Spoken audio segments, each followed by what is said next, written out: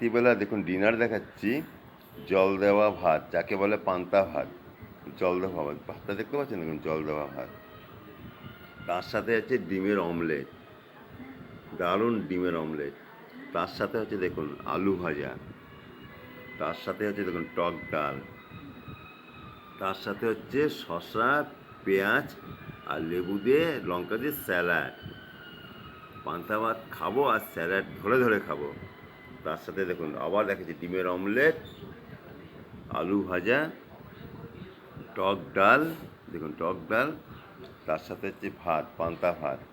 জল দেওয়াটা দেখতে পাচ্ছেন, জল দেওয়া ভাত। দেখুন জল দেওয়া ভাত, এই দেখুন যা আপনাকে আবার দেখাচ্ছি, দেখুন জল দেওয়া ভাত।